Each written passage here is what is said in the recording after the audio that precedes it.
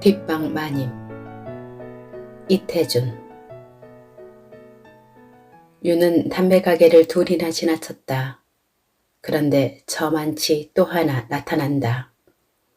우편구간 우표 파는 구멍처럼 유리를 뚫고 얼굴 하얀 소녀가 시퍼렇게 쌓인 혜택감 옆에서 이쪽을 내다보기까지 한다. 저렇게 모퉁이마다 점령하고 앉았는 걸 봄. 담배라는 인생에 밥보다 옷보다도 더 소중한 건지도 몰라. 이런 생각을 하면서 유는 저고리와 바지의 주머니 바닥마다 다시 한번 손끝으로 쓸어본다. 각전이란 5전짜리 한 입 걸리지 않는다. 그의 손은 팽팽한 조끼 윗주머니에 찌른 4겹으로 겹쳐진 5원짜리 지폐로 왔다. 아까 집을 때 딸깍거리던 소리가 다시 손톱 끝에 느껴진다. 이걸 부실러? 그새 담배 가게는 닥쳤다. 얼굴 하얀 소녀는 윤의 얼굴은 보지 않고 닦은 지 오랜 볼이 터진 구두에만 살짝 눈을 던지더니 흥 하긴 하는 것처럼 턱을 고이며 얼굴을 딴 데로 돌린다. 허, 9년? 윤은 입안은 좀 텁텁했으나 담배 가게를 또 그냥 지나치기를 잘했다 하였다. 하루 배급살이 1원 20전, 장작이 한 단에 50전, 고기나 2, 30전어치, 채소라야 1, 20전, 5원짜리를 부술른 데짜 오늘은 아내의 내미는 손에 떳떳할 수가 있으나 그러나 밤낮 1원, 2원 한 달이나 어디 살겠수?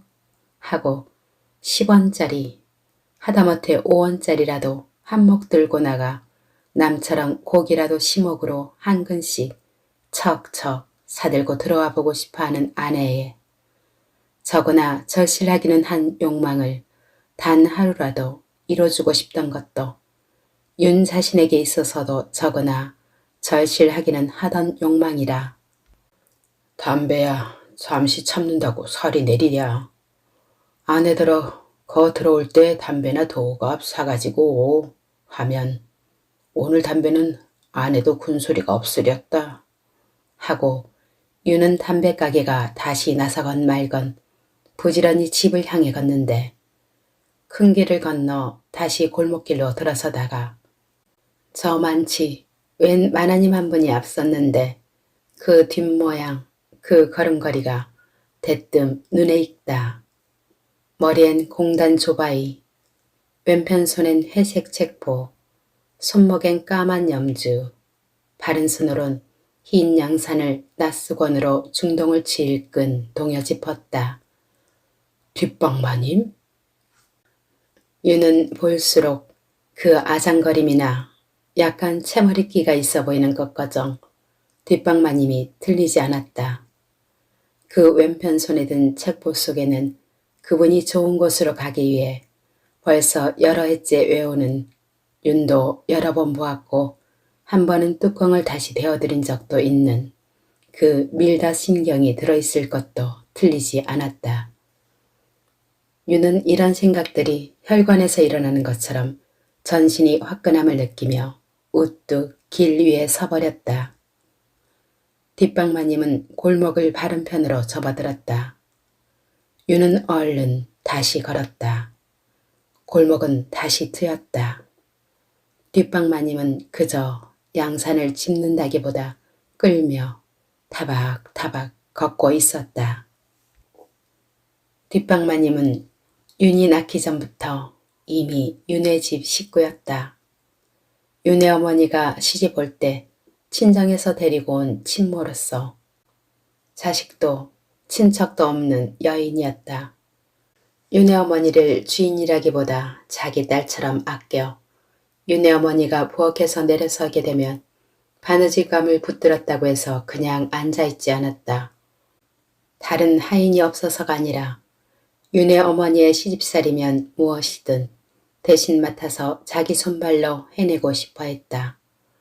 그런 다심한 정과 의리에는 윤의 아버지도 일찍부터 감동되어 뇌간 말다툼 한마디 그 뒷방마님 듣는 데서는 크게 하기를 미안해 여겼다. 윤에게도 그의 할머니나 외할머니보다 오히려 살뜰히 굴었다. 커서 중학에 다닐 때까지도 할머니에겐 떼쓰지 못할 것을 이 뒷방마님한테는 곧잘 떼를 썼다. 뒷방이 그의 방이었던 뒷방마님은 바늘귀가 안 보일 때까지 여러 식구들의 옷을 지어댔다. 그러나 요즘 친모들처럼 월급이란 것이 없었다. 그는 단지 이 집에서 식구의 한 사람으로 쳐주는 데 만족하였고 이 집 식구의 한 사람으로 이 집에서 죽을 것을 바랄 뿐이었다. 그랬는데 윤의 집이 갑자기 몰락이 되어 집 한 칸 남지 않게 된 것이었다. 셋집 살림으로 나서게 되어 윤의 할머니까지 그의 할머니네 집으로 처소를 옮기게 되는 형편에 이르러 이 뒷방마님에게만 뒷방이 안재할 리 없었다. 그때는 이미 눈이 어두워 친모로 오랄 데도 없어 마침내 양로원으로 가 염주를 해고 앉았게 된 것도 이미 3년 전의 사정이었다.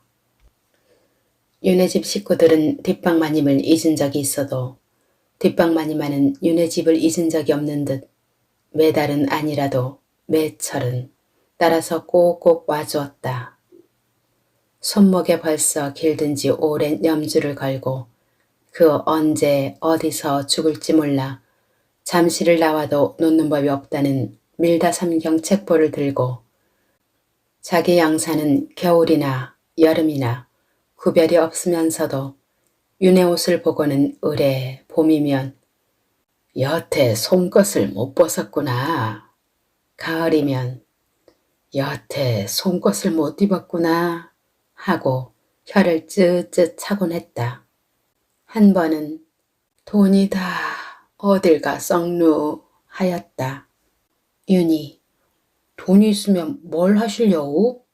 물었더니 너희 아버진 물쓰듯 하던걸. 넌 지금이 한참인데 얼마나 답답하겠니? 하였고 윤이 이담 내 돈 잘 벌어 쓰는 걸 보고 돌아가슈 하였더니 그래라 그땐 날 더도 말고 3원만 타고 하였다. 어느 드팀 전에 어느 해 여름에 적상각 한 가지 긁는 게 한 2원 된다 하였고 자기가 가면 할머니나처럼 반가워하는 몇 아는 집 아이들에게 군밤이라도 몇 톨씩 사가지고 한번 가보고 싶다는 것이었다. 유는 그 후부터는 뒷방마님을 생각하면 삼원이 생각났고 어쩌다 삼원돈을 만지게 되면 문득 뒷방마님 생각이 나곤 하였다. 이제 5원 지폐를 몸에 지니고 앞에 가는 노인이 뒷방마님인 것을 알았을 때 전신이 화끈 달아올랐음은 오로지 이런 기회를 마음속에 오래 벌려왔기 때문이었다. 3원, 얼른 이 5원짜리를 담배를 사고 바꾸자. 뒷방마님의 뒷모양이 저만치 막 다른 데에서 다시 옆골목으로 꼬부라지려는 데서였다. 새로 나타나는 담배가게로 뛰어들었다. 피종 한 갑만 주시오. 그건 바꿀 게 없는걸요? 유는 잠깐 어쩔 줄 모르다가 뒷방마님의 뒷모양이 다른 골목 안으로 사라지는 것을 보고 얼른 5원짜리를 도로 집어넣고 뒤를 따랐다. 이번에 나서는 골목은 제법 번화하였다. 반찬가게와 과일전도 여기저기 있었다. 뒷방마님은 이 세상 모든 시설이 이미 자기에겐 한 가지도 상관이 없다는 듯 돌아보기는커녕 곁눈 한 번 팔지 않고 그냥 앞만 향해서 타박타박 걸을 뿐이었다. 마치 그의 인생의 종점을 향해 나아가는 그의 운명을 보는 듯 번잡한 거리로의 그분의 그림자는 산엽 속에서처럼 호젓해 보였다. 윤은 얼른 과일전으로 들어갔다. 사과 좀 살 테니 이거 바꿀 거 있겠소? 웬걸요? 이제 이 위 싸전에서 바꿔 가서. 윤은 얼른 다시 길로 나섰다. 에라, 5원짜리째 그냥 드리자. 사문의 거의 갑절 얼마나 좋아하실까? 우리 집에 와 일생을 희생한 어른 아니냐. 이까짓 5원 한 장을 그냥 드리지 못하고 붓을 내지 못해 발발 떠는 내 꼴이.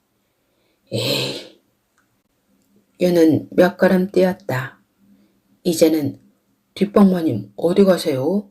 하면 이내 알아듣고 돌아설 만한 거리에 왔을 때다. 바로 싸전 앞인데 배급살 사러 온 사람들이 늘어섰다.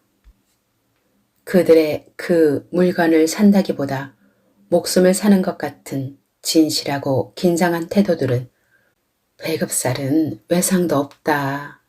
어디가 한주민들 꿀수나 있는 줄 아니? 하시던 어머니의 말씀을 집에서 듣던 몇 갑절 큰 소리로 질러주는 것 같았다. 유는 그만 뛰던 속력 그대로 뒷방마님에게 내쳐 뛸 힘이 없어지고 말았다. 휘휘 둘러보았다. 유는 육고집으로 들어섰다. 얼른 고기 반금만 주시오. 하나같이 뚱뚱한 육고집 주인은 청룡도만한 칼을 들고 어기적 창구멍으로 나오더니 얼마치라고요? 하고 다시 말을 시킨다. 방근이라지 않았소. 그런데 5원짜리 하나 바꿀 거 있겠소? 돈 5원 없을라고? 하면서 돌아서더니 쇠갈고리에 열을 지어 걸어놓은 갈비를 한참, 시목을 한참, 다리를 한참. 어디서 배워야 할지 몰라 쳐다만 보더니 결국 도로 첫머리로 와 시목에서 주먹만치 베어온다. 저울추가 놓기가 바쁘게 떨어진다.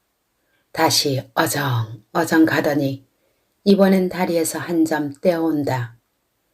그만 저울추가 반대로 지나쳐 올라간다.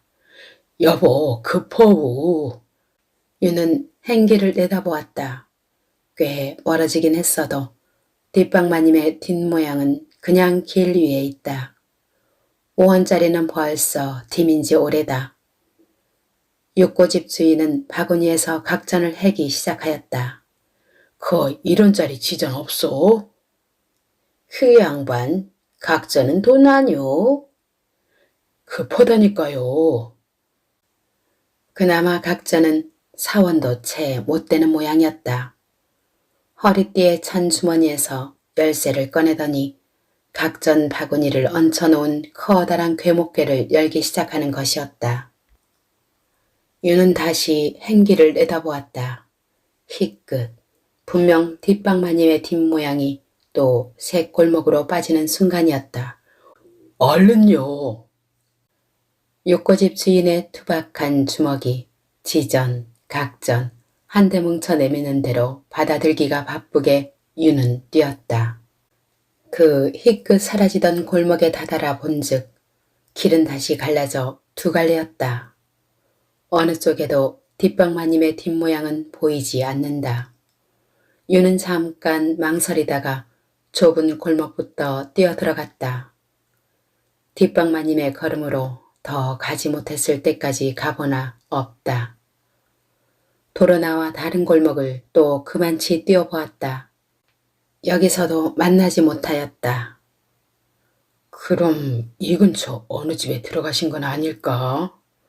그러나 물을 사람도 귀를 엿들을 때도 없는 것이었다.